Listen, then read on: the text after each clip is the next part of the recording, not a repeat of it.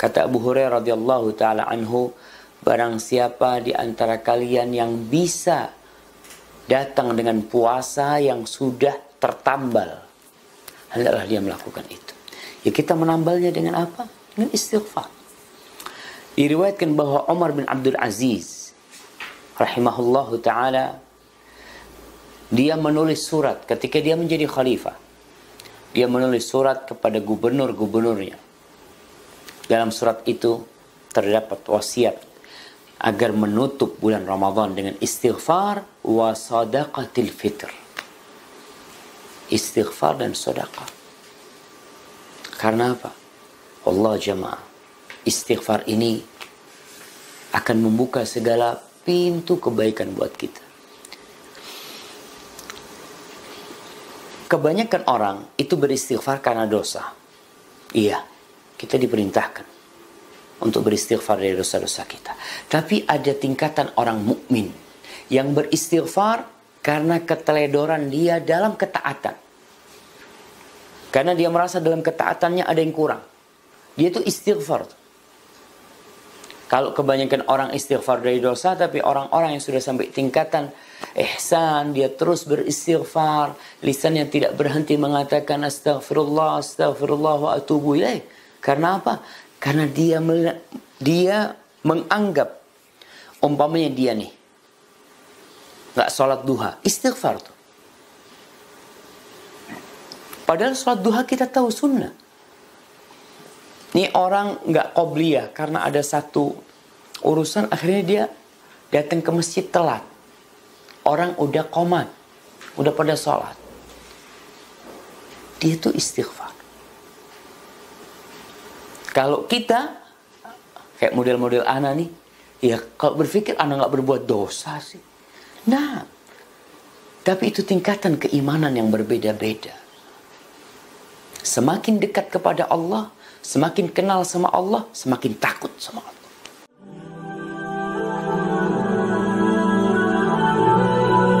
Alhamdulillah. Alladzi arsala rasulahu bil huda wa dinil haq. Segala puji bagi Allah Jalla Jalaluh yang telah mengutus Rasulnya dengan petunjuk dan agama yang benar. Liyudhhirahu 'ala ad-dini kullihi walau karihal musyrikun.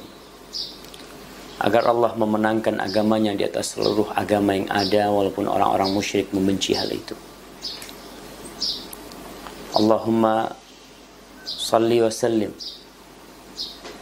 wa zid wa barik wa an'im ala sayyidina wa maulana Muhammadin wa ala alihi wa ashabihi ajma'in. Ya Allah, semoga salawat, salam, berkah dan nikmat senantiasa kau curahkan untuk hamba kekasih-Mu, untuk baginda Nabi kita Muhammad alaihi salatu wassalam, dan untuk keluarga beliau, untuk istri-istri beliau, untuk putra-putri beliau, dan untuk seluruh sahabat Nabi. Semoga Allah meridhai kita bersama mereka. Amma ba'd. Ahibbati fillah, pada pagi hari yang indah ini,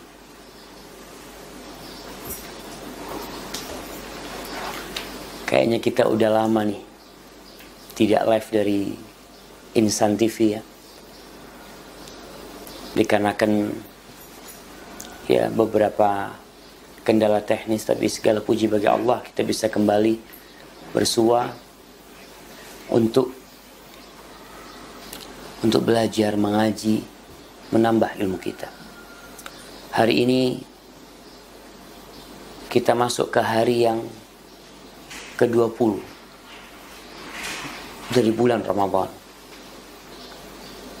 Kita sudah berada di penghujung bulan Ramadan. Karena kalau Ramadan dibagi 3, 10 pertama udah lewat, 10 kedua udah berlalu, dan kita akan masuk ke 10 yang terakhir. Di mana di 10 yang terakhir ini Allah Jalla Jalaluhu menjadikan banyak berkah di dalamnya. Bahkan Allah menjadikan satu malam yang lebih baik dari 1000 bulan. Itu adanya di 10 hari yang terakhir ini. Disebutkan dalam sebuah hadis dari Abu Hurairah radhiyallahu taala anhu bahwa yughfaru fihi illa liman aba. Ketika menyebutkan tentang keutamaan bulan Ramadan, Rasulullah SAW menyatakan diampuni orang-orang di dalamnya kecuali orang-orang yang enggan, orang-orang yang tidak mau diampuni dosanya. Subhanallah, apakah ada seorang yang beriman enggan diampuni dosa-dosanya? Maka ini mendorong murid-murid Abu Hurairah untuk bertanya, mengatakan kepadanya, qalu ya Abu Hurairah wa man ya'ba. Wahai Abu Hurairah, siapa yang enggan diampuni dosa-dosanya? Bukankah kita hamba yang berlumur dosa, yang penuh nista, harapan terbesar dalam kehidupan ini adalah ampunan Allah Jalla Jalaluhu. Maka tatkala orang-orang bertanya kepada Abu Hurairah, siapakah orang yang enggan itu? Kata Abu Hurairah, ya'ba an yastaghfirullah. Mereka adalah orang yang enggan untuk beristighfar kepada Allah. Subhanallah.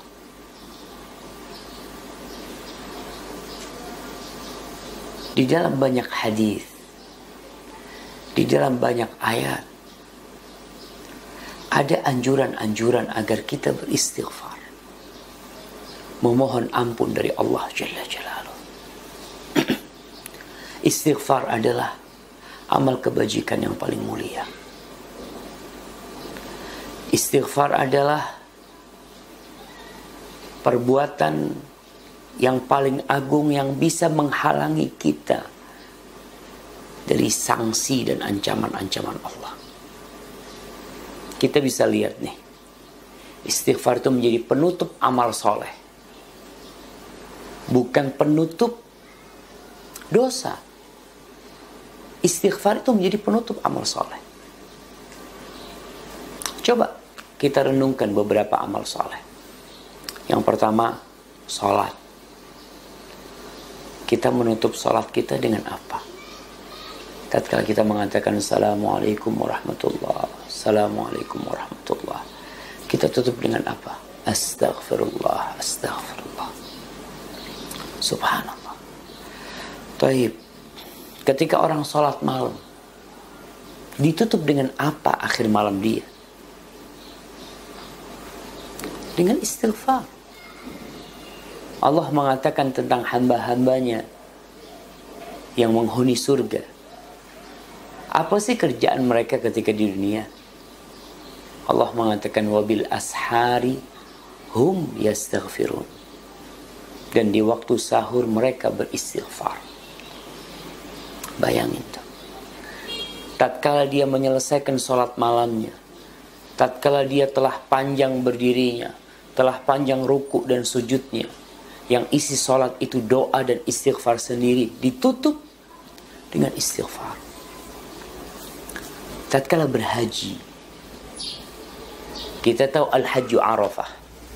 Kata Nabi SAW, haji itu Arafah. Allah mengampuni hamba-hambanya yang wukuf di padang Arafah, mengabulkan doa-doa mereka. Lalu Allah memperkenankan mereka untuk meninggalkan Arafah menuju Muzdalifah. Apa kata Allah? Thumma afidhu min haitsu afadhan nas wastaghfirullah. Kalian silahkan bergerak bertolak dari tempat orang-orang bertolak dari Arafah. Lalu apa yang dilakukan? Wastaghfirullah. Lalu kalian beristighfarlah kepada Allah. Subhanallah. Dalam sebuah hadis tentang keutamaan haji, kata Rasul sallallahu alaihi wasallam, man hajja falam yarfuth walam yafsuq raja'aka yaum waladathu ummuh. Barang siapa yang berhaji dan dia tidak melakukan tindakan kefasikan atau ucapan-ucapan yang nista, maka dia akan pulang dari hajinya seperti bayi yang dilahirkan oleh ibundanya, bersih dari dosa. Tapi kenapa disuruh istighfar? Ya, karena itu penutup amal kebajikan. Istighfar menjadi penutup majelis kita, pertemuan-pertemuan kita. Istighfar. Apabila di majelis itu, di pertemuan itu, di perkumpulan itu, isinya adalah zikir, seperti kajian, seperti kita ngobrol tentang maslahat untuk umat, di situ ada zikrullah. Kenapa ditutup dengan istighfar? Maka istighfar itu seperti stempel yang menutup majelis itu dengan kebaikan pula. Tapi kalau ternyata duduknya kita, majelisnya kita itu, di situ ada omongan-omongan yang tidak pantas, ada ucapan-ucapan yang seharusnya tidak diucapkan, maka istighfar itu menjadi penghapus dosa-dosa.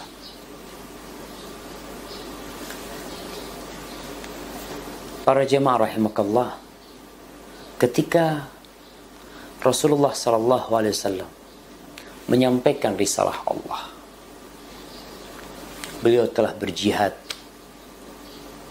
dengan jihad yang sebenarnya, melaksanakan amanah Allah. Orang-orang berbondong-bondong masuk Islam. Begitu tingginya kejayaan Islam pada waktu itu. Di akhir hidup Nabi SAW, turun firman Allah, "Idza jaa nasrullahi wal fath wa ra'aitan nas yadkhuluna fi dinillahi afwaja." Apabila datang pertolongan Allah, datang kemenangan dari Allah, dan engkau, yakni Nabi kita Muhammad SAW, dan engkau melihat manusia berbondong-bondong untuk masuk ke dalam agama Allah, fasabbih bihamdi rabbika wastaghfir innahu kana tawwaba. Disuruh apa Nabi? Ketika melihat kejayaan Islam, ketika melihat orang-orang berbondong-bondong masuk kepada agama Allah, Allah perintahkan untuk bertasbih, memujikan Allah Jalla Jalla, wastaghfir innahu kana tawwaba, dan kau minta istighfar kepada dia. Allahu Akbar, sesungguhnya dia maha menerima taubat. Jadi kalau kita melihat kondisi hamba dalam semua hal,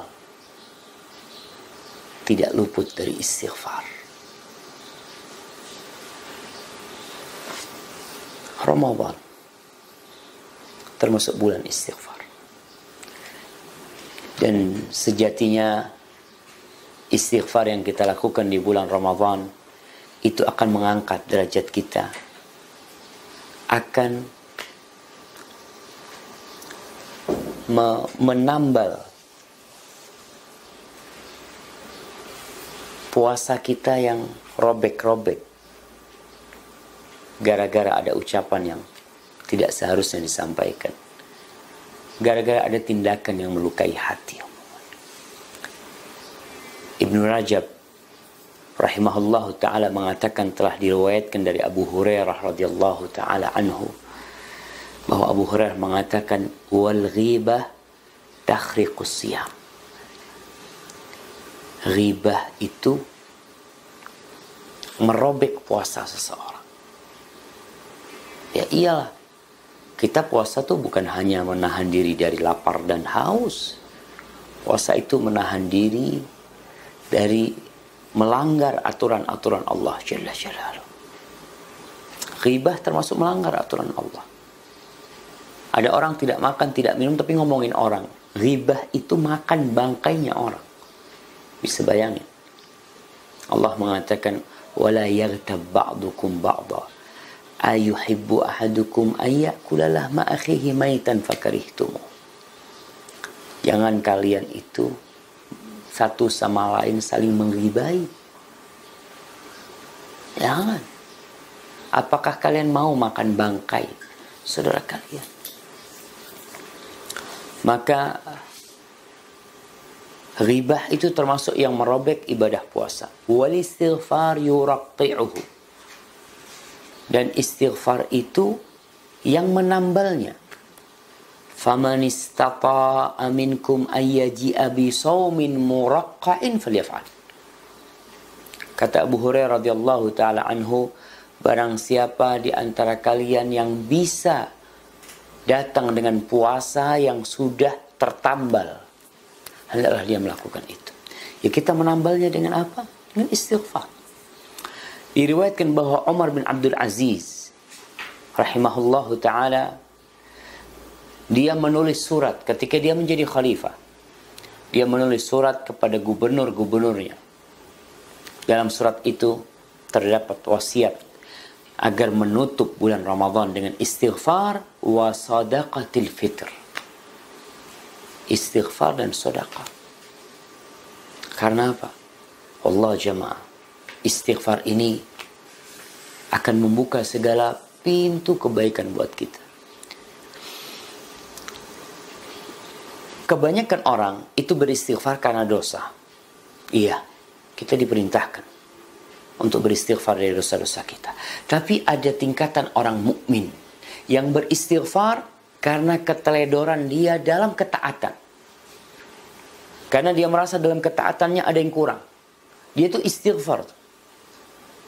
Kalau kebanyakan orang istighfar dari dosa, tapi orang-orang yang sudah sampai tingkatan ihsan, dia terus beristighfar, lisannya tidak berhenti mengatakan astaghfirullah, astaghfirullah wa atubu ilaih. Karena apa? Karena dia menganggap umpamanya dia nih nggak sholat duha, istighfar tuh. Padahal sholat duha kita tahu sunnah. Ini orang nggak qobliyah karena ada satu urusan, akhirnya dia datang ke masjid telat. Orang udah qomat, udah pada sholat. Dia tuh istighfar. Kalau kita kayak model-model ana nih, ya kalau berpikir ana nggak berbuat dosa sih. Nah, tapi itu tingkatan keimanan yang berbeda-beda. Semakin dekat kepada Allah, semakin kenal sama Allah, semakin takut sama Allah. Innama yakhshallaha min ibadihil ulama. Yang takut kepada Allah di antara hamba-hambanya adalah para ulama. Maka kalau kita lihat keutamaan istighfar, Allah akan berikan bantuan harta. Allah akan berikan anak-anak, ya, orang yang kesulitan harta, istighfar. Ini di penghujung Ramadan banyak orang kesulitan untuk THR. Banyak orang kesulitan membelikan baju buat anak-anaknya. Bahkan ya kesian kadang-kala kita melihat ada ibu-ibu yang harus mencuri di mall, harus mencuri di supermarket, harus melakukan ini dan itu. Dia kesulitan rizki. Apa kemudian kunci rizki? Istighfar. Kau hanya perlu istighfar, Allah bukakan buat engkau. Ustaz, anak udah istighfar Ustaz, tapi kok belum? Nah, berarti istighfarmu masih kurang. Maka ditambahin lagi istighfar. Karena kita harus yakin Allah tidak pernah ingkar janji. Namun kenapa janji Allah itu nggak turun-turun buat kita? Karena penyebabnya di kita nih. Ada penghalang yang menghalangi kita dari turunnya rezeki. Nggak punya anak, istighfar. Di surat Nuh ayat 10, 11, dan 12. Apa kata Allah? Menceritakan tentang Nabi Nuh alaihissalam ketika mengatakan kepada kaumnya, "Faqultu astaghfiru rabbakum innahu kana ghaffara yursilis samaa'a 'alaikum midrara wa yumdidkum bi amwalin wa banin wa yaj'al lakum jannatin wa yaj'al lakum anhara."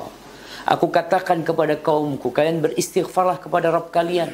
Sesungguhnya Dia Maha Pengampun. Dia akan mengirimkan air hujan yang bermanfaat buat kalian. Dia akan memberikan kepada kalian harta dan anak-anak dan menciptakan buat kalian kebun-kebun dan sungai-sungai. Allahu Akbar.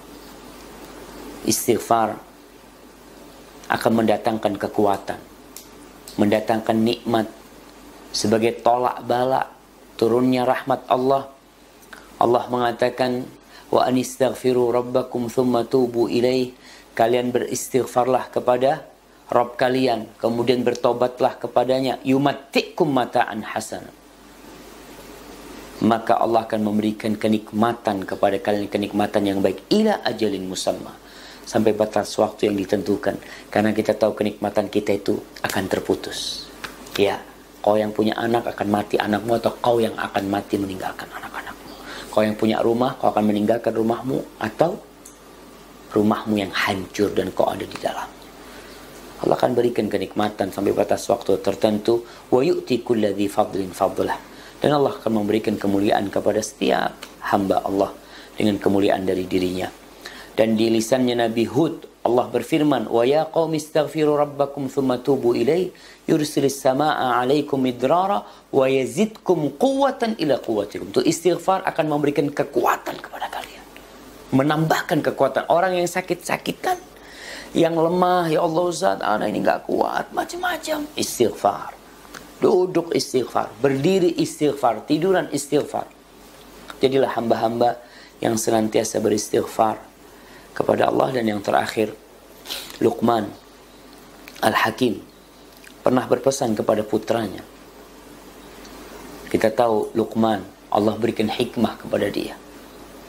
Apa pesan Luqman kepada anaknya? Ya bunayya, awwid lisanakal istighfar.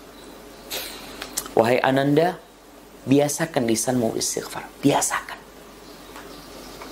Fa inna lillahi sa'atin la yuraddu fihinna sa'ilan. La yaruddu fihinna sa'ilan. Sesungguhnya Allah itu memiliki waktu-waktu. Di waktu itu Allah tidak menolak permintaan orang yang memohon kepadanya. Jadi kita kalau terus istighfar, kita insya Allah akan dapat tuh waktu Allah mengabulkan doa kita. Tapi kalau kita istighfar jarang, ketika berbuat dosa baru istighfar, padahal waktunya mungkin bukan waktu mustajab, maka biasakan lisan kita beristighfar dan rasakan kenikmatan orang yang beristighfar, nikmat-nikmat Allah, dan Allah tidak pernah ingkar janji. Barakallahu fikum. Dan kita mungkin akan masuk ke sesi tanya jawab. Mungkin ada beberapa pertanyaan yang udah masuk ya. Masya Allah. Nah, ini ada pertanyaan yang pertama mengatakan, Assalamualaikum.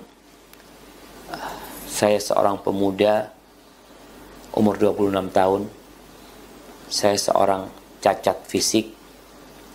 3 tahun yang lalu saya kecelakaan dan harus diamputasi kedua kaki.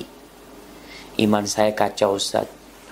Kadang masih tidak terima, kadang bersyukur karena masih dikasih kesempatan.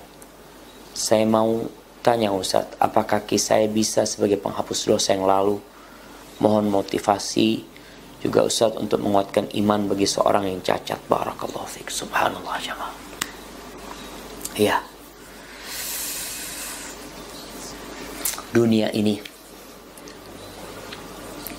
kenikmatannya akan berlalu. Kesulitannya akan berlalu.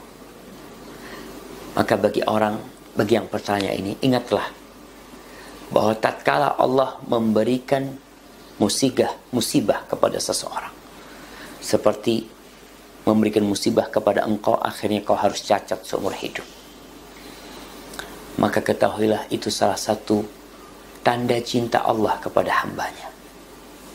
Rasulullah SAW mengatakan, idza ahabballahu abdan ibtalah. Apabila Allah cinta kepada hambanya, Allah akan kasih bala tuh orang, sehingga dia ingat kepada Allah. Maka dengan kedua kakimu, mudah-mudahan itu jadi penghapus dosa. Iya, itu menjadi penghapus dosa yang akan mengangkat derajatmu kelak pada hari kiamat. Rasulullah SAW menjelaskan tentang kisah di hari kiamat nanti. Yawaddu ahlul afiyati yawmal qiyamah anna juludahum quridat bil maqarid lima yarawna min thawabi ahli bala. Orang-orang yang hidup di dunia dalam afiah, dalam keselamatan, kesembuhan, kelak pada hari kiamat, tatkala mereka melihat pahala yang Allah berikan kepada orang-orang yang senantiasa dikasih bala di dunia, mereka ingin kulit mereka itu digunting-gunting jamaah, agar dia dapat pahala mereka. Maka tatkala engkau dapat cobaan seperti itu, Masya Allah, engkau bersabar, engkau beristighfar, engkau menerima. Fa inna ma'al usri yusra. Inna ma'al usri yusra. Pasti itu bersama kesulitan ada kemudahan. Dan kau lihat, dengan kau tidak bisa berjalan, dengan terbatasnya aktivitasmu, mudah-mudahan engkau bisa lebih dekat sama Allah. Mungkin dulu kakimu berangkat ke tempat maksiat, sekarang engkau tidak bisa lagi, tapi tetap engkau diuji. Apakah engkau bersabar atau tidak? Kesabaran sebenarnya itu ada 3. Yang pertama, kesabaran melaksanakan ketaatan. Dan ini kesabaran yang lebih mulia daripada kesabaran terkena musibah. Melaksanakan perintah Allah. Kesabaran kedua, menjauhi larangan Allah. Dan yang ketiga, sabar terpaksa. Jadi yang ketiga ini sabarnya engkau terpaksa. Tapi ada sabar pilihan. Mendekatkan diri kepada Allah dan menjauhi kemaksiatan. Jadi lihatlah, sebagian ulama itu Masya Allah, ada yang buta, tidak bisa melihat sepanjang hidupnya. Dan kau alhamdulillah musibahmu cuma di kaki. Ada orang yang musibahnya di kaki dan di tangan dan di kepalanya, yang cacat seumur hidup tidak bisa berbuat apa-apa, dia koma. Ada yang musibahnya lebih parah dari itu ketika musibahnya di agama. Ketika dia diuji dengan narkoba, tidak sholat, na'udzubillah, dengan musibah-musibah seperti itu. Maka kau bersyukur kepada Allah, di mana Allah tidak menjadikan musibahmu lebih berat dari itu. Kau bersyukur kepada Allah karena musibahmu tidak di agamamu, tidak di keimananmu. Dan sekarang kau diuji di keimananmu. Dan yang ketiga, engkau masih bisa bersabar menghadapi musibah ini. Barakallahu fikum. Nah, Ustaz, istighfar itu dilafalkan atau boleh di dalam hati saja? Misalnya sambil tiduran, tapi beristighfar di dalam hati. Taib, hati kita ada amalan-amalan hati. Amalan-amalan hati itu rasa takut kepada Allah. Kemudian rasa cinta, harap, itu di hati. Adapun zikir yang berupa istighfar, itu di lisan diikuti dengan di hati. Jadi tatkala engkau tiduran, engkau beristighfar dengan lisanmu dan hati tentunya ikut. Karena pada hakikatnya lisan ini mighrafah. Lisan itu gayung yang menggayung dari dalam hati. Jadi ketika hatimu beristighfar, takut kepada Allah, maka lisanmu mengucapkan istighfar. Rasulullah SAW ketika beliau tidur malam, tidak pernah beliau bergerak pindah posisi kecuali lisan beliau penuh dengan zikrullah. Adapun hatinya jangan ditanya hati Nabi SAW. Jadi yang namanya zikir itu dari hati keluar di lisan. Zikirnya termasuk amalan lisan, istighfarnya termasuk amalan lisan. Adapun amalan hati tadi rasa takut kepada Allah, rasa cinta kepada Allah.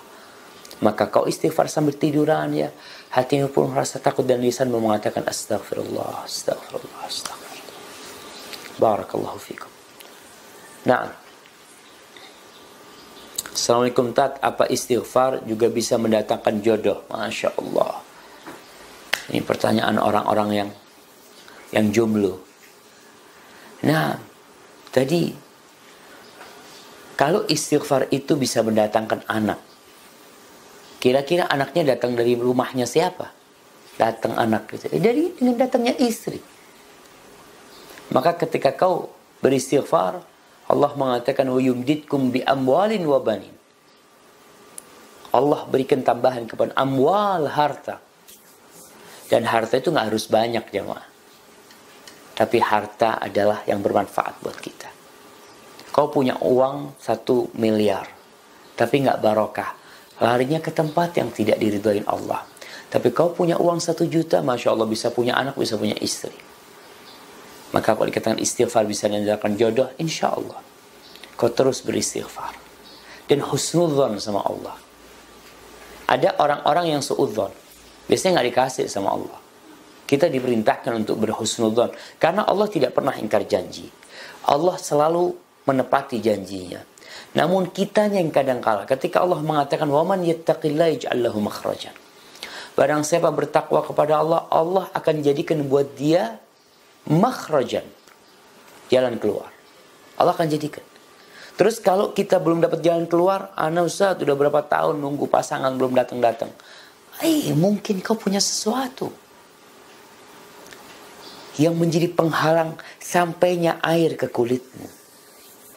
Seperti orang yang berwudu, dia usap tangannya dengan air, tapi wudunya tidak sah. Kenapa? Ternyata ada cat yang menutup kulitnya. Seperti wanita-wanita yang pakai kuteks, kiteks tuh, cat yang di kukunya. Dia berwudu dan dia sholat. Dia berharap diterima sholatnya. Nggak mungkin. Wudumu nggak sah. Karena ada yang menghalangi air untuk sampai ke kukumu. Maka di sini apabila kita udah beristighfar, udah bertakwa, udah macam-macam, kok belum dapat jawaban dari Allah, maka coba dievaluasi. Mungkin ada sesuatu. Aku mungkin makan haram mungkin. Hadza wallahu a'lam bissawab. Nah. Masya Allah, ini ada pertanyaan yang panjang banget nih. Assalamualaikum warahmatullahi wabarakatuh. Ustadz, saya seorang janda dengan 2 orang anak. Saya baru mengenal manhaj salaf. Saya saat ini bekerja karena harus menafkahi hidup bersama anak-anak saya. Walaupun sebenarnya saya ingin sekali tidak bekerja di kantoran, karena anak-anak saya masih kecil dan membutuhkan saya sebagai ibunya di rumah. Namun mantan suami saya kurang bertanggung jawab. Apakah boleh?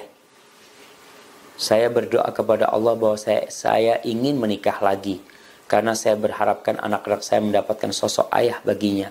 Karena mantan suami saya tidak bisa berlaku seperti seorang ayah pada umumnya, karena fitrahnya menyimpang. Apakah boleh niat saya menikah lagi agar saya tidak perlu bekerja lagi dan berada di rumah saja mengurus anak-anak? Masya Allah.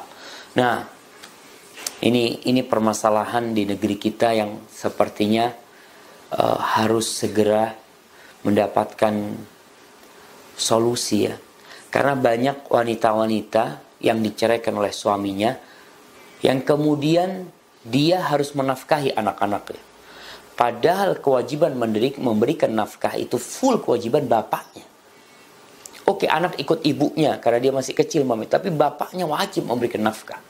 Terus bagaimana dengan kondisi janda-janda yang ingin menikah? Tafadhol, kau minta sama Allah. Tapi kau minta kepada Allah dengan niat yang lebih baik dari itu. Niat umpamanya supaya ada yang bisa menjaga kehormatan dirinya. Niat tadi dia juga baik supaya dia tidak bekerja. Ustaz, anak bekerja, anak-anak ditinggal. Niat dia untuk membesarkan anak-anaknya. Minta sama Allah. Dan di masa Rasulullah SAW, janda itu hampir sedikit ya. Kenapa? Karena ketika ada janda, para sahabat menikahin mereka. Jadi istri kedua mereka, jadi istri ketiga, istri keempat mereka. Itu biasa. Kenapa itu dilakukan? Karena itu salah satu solusi untuk menyelamatkan masyarakat dari penyakit-penyakit yang di masyarakat. Banyaknya janda di masyarakat kadangkala membuat kehidupan di masyarakat itu kurang benar. Karena janda itu bukan hanya butuh makan. Dia kalau butuh makan mungkin dia bisa kerja sendiri. Tapi dia membutuhkan sesuatu untuk memenuhi hasrat dia.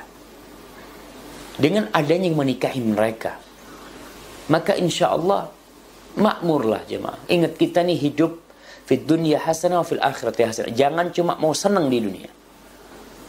Kau mau senang di dunia, di akhirat nanti kau mendapatkan azab, na'udzubillah min dzalik. Tapi kita memang kata Allah Jalla Jalla, apa kata Allah? Bal tu'thiruna al-hayata ad-dunya. Kan lebih mengutamakan kehidupan dunia.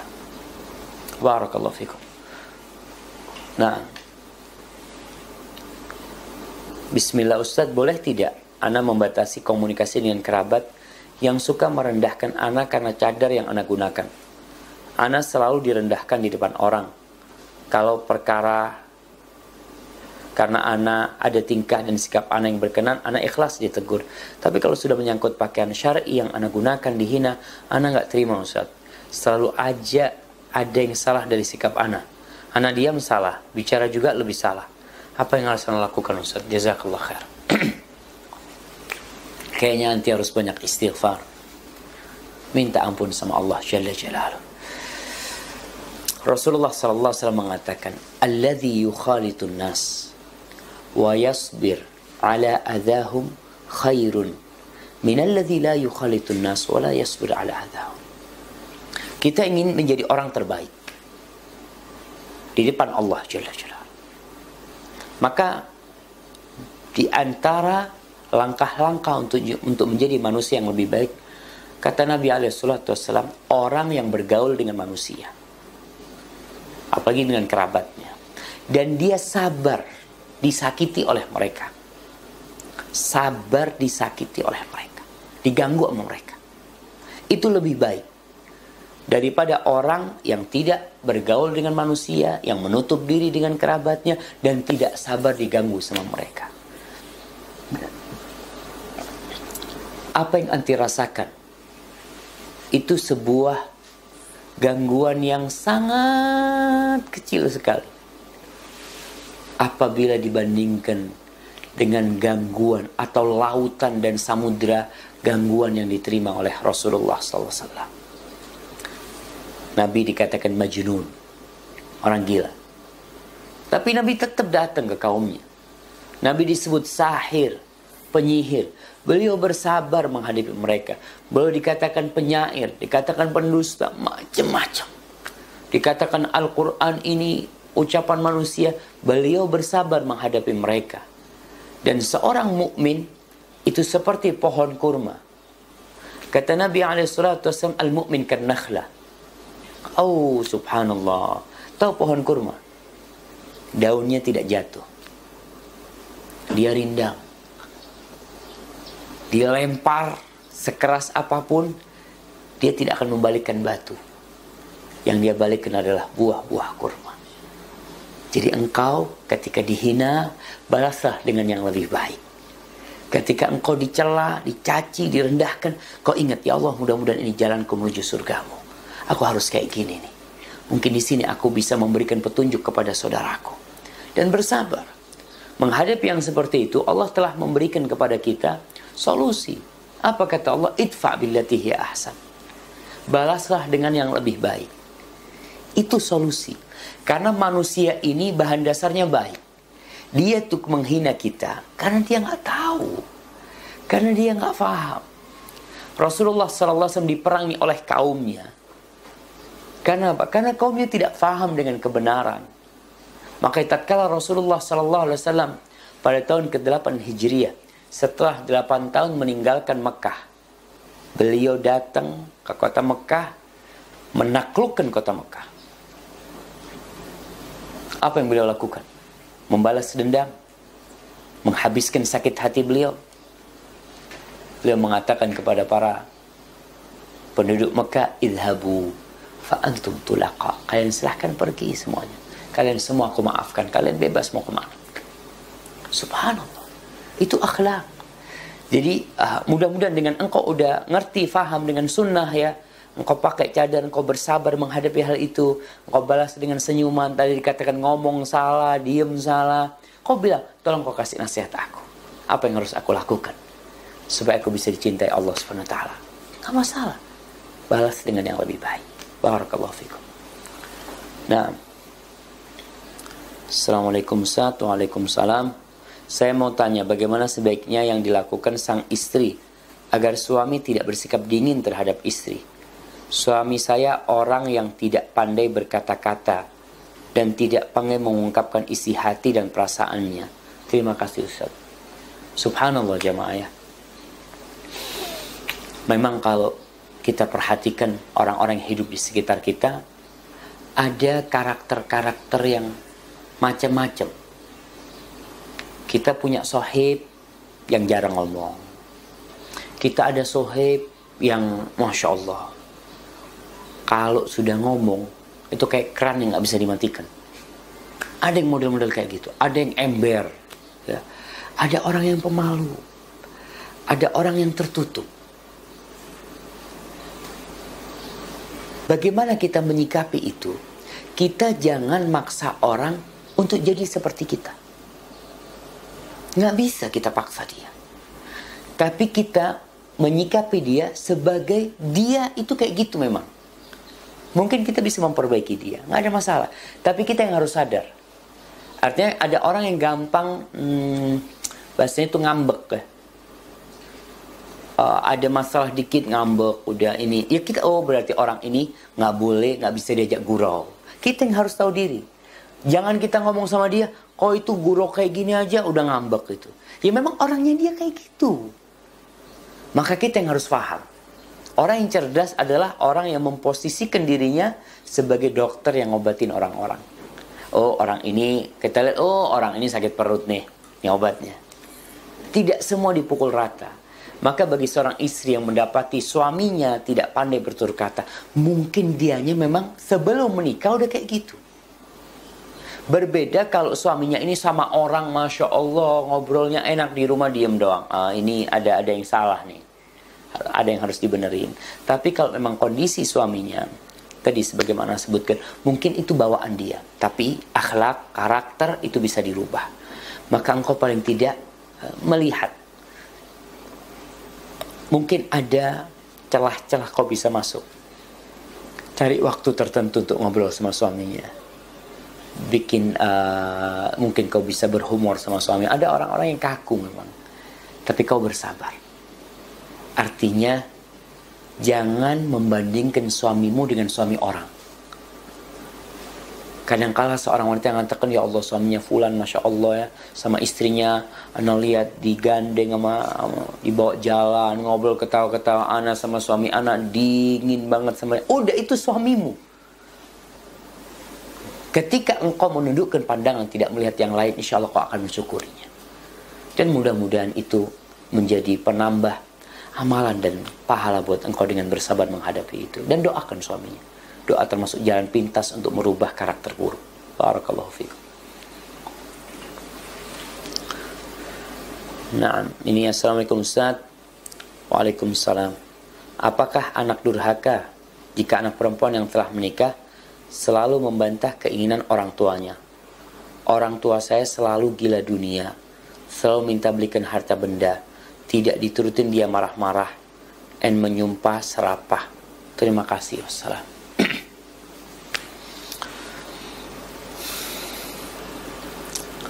Allah berwasiat kepada kita agar kita berbuat baik kepada orang tua. Wasainal insana biwalidayhi ihsana. Wasiat dari Allah. Dan Allah memerintahkan agar anak itu tidak membantah permintaan orang tuanya selama dia mampu memberikan. Dia mampu berikan. Allah mengatakan wa qadha rabbuka alla ta'budu illa iyyah wa bil walidaini ihsana. Imma yablughanna 'indaka al-kibara ahaduhuma aw kilahuma fala taqul lahumā uffin wa la tanharhuma wa qul lahumā qawlan karīma. Maka tatkala kita mendapati orang, ini anak perempuan udah nikah. Lihat, kalau ternyata anak perempuan ini punya harta. Dan dia bisa berbagi sama orang tuanya. Artinya dia tidak ambil harta suaminya. Dia mungkin dikasih sama suaminya. Dia tahu orang tuanya butuh. Maka dia berikan dari apa yang dia miliki. Itu termasuk kebaktian dia. Tapi kalau si orang tua memaksa anak perempuannya untuk minta sama suaminya, untuk ambil sama suaminya, sedangkan sebenarnya kebutuhan orang tua itu tidak urgen, maka sang anak minta maaf sama orang tua. Jadi tatkala seorang anak bukan membantah, tidak memberi apa yang diinginkan orang tuanya, ajukan alasan-alasan. Alasan yang aku nggak punya, Abang. Mungkin orang tua, ngambil sama suaminya. Afwan, aku diperintahkan untuk taat sama suamiku. Kalau suamiku ngasih sama aku, mungkin aku bisa berbagi sama ayah. Maka tolong anak perempuan ini, ketika berbicara sama orang yang tetap, dudukkan dia sebagai orang tua. Ucapkan kata Allah, wa qul lahuma qawlan karima. katakan kepada keduanya qaulan karima. Qaulan karima adalah ucapan, adalah perkataan yang mulia. Isinya mulia, intonasinya mulia. Isinya kata-kata itu indah. Dan tatkala menyampaikannya itu dengan intonasi yang penuh kerendahan kepada orang tua. Wakhfid lahum janaha dzulli minar rahmah. Karena memang ujian anak. Tatkala mendapatkan orang tua yang gitu tuh. Yang minta terus sama anaknya umpamanya, minta ini, minta macam-macam sama anaknya.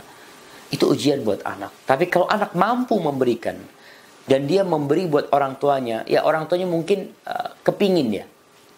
Mau ini, mau itu, dan itu bukan kemaksiatan, berikanlah kepada orang tuanya. Sambil terus berbuat baik sama orang tua. Jangan sampai akhirnya orang tua sampai sumpah serapah macam-macam ya.